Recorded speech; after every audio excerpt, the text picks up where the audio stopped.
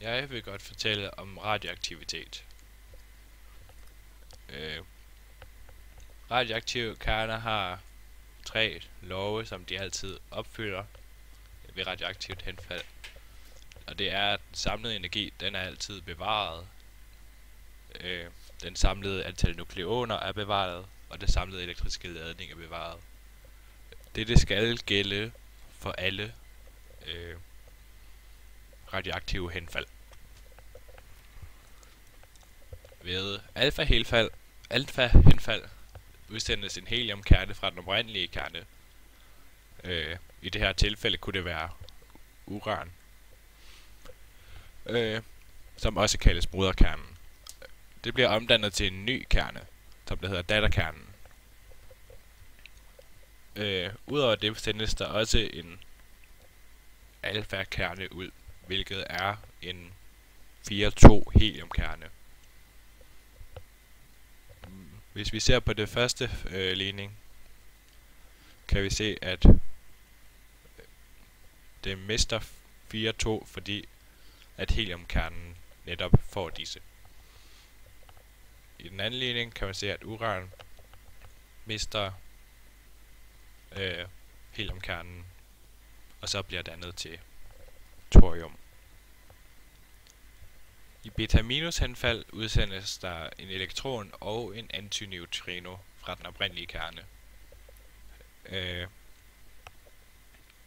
Her vil det være aluminium, der aluminium omdannes til silicium, hvor det også udsender den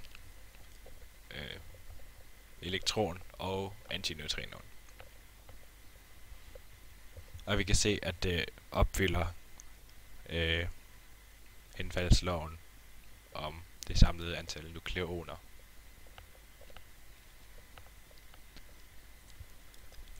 I beta plus henfald sker cirka det samme, udover at det nu er en positron og en neutrino, i modsætning til en elektron og antineutrino, der udsendes fra den oprindelige kerne. Her kan det være bismut, der omdannes til silicium, hvilket vi kan se. Og lovene opfyldes stadig, da der stadig er det samme antal nukleoner.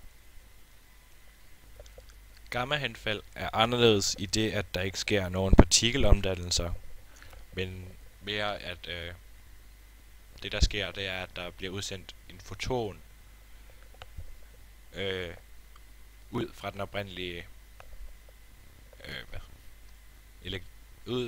oprindelige atomkerne. Det kan ske, fordi at atomet er blevet exciteret og skal komme af med den energi, som den har fået for at blive exciteret. Og det får den så ud ved at udsende en foton, hvilket vi kan se ud fra denne stjerne, som betyder, at det er den er i exciteret tilstand. Ved en elektronindfangning vil K-skallen, den inderste skal i atomet, indfange et elektron, hvorefter at det så bliver dannet til en ny kerne ved at den udsender en neutrino. Vi kan se her i den første ligning, at her indfanges en elektron, og her er det blevet lavet eller omdannet, og der udsendes en neutrino. I den anden ligning starter vi med, at beryllium indfanger en elektron og bliver så omdannet til lithium plus neutrinoen. Henfaldsloven er en lov, man kan bruge, når man gerne vil finde, hvor mange radioaktive kerner man har efter et givet stykke tid.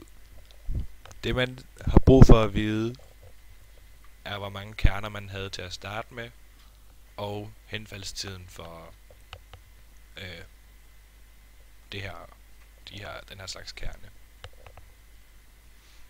Her er N0 antal kerner til tiden 0, altså så mange kerner vi startede med, og t er tiden, og t½ er halveringstiden for kernerne. Og n er, hvor mange kerner vi har efter den givne stykke tid. I eksemplet her i den anden ligning starter vi med 10 gram kerner, og vi vil gerne se, hvor mange kerner vi har efter 8 minutter. Og vi ved, at halveringstiden den er på 2 minutter. Og efter vi har brugt vores formel, kan vi se, at vi har 0,625 gram tilbage.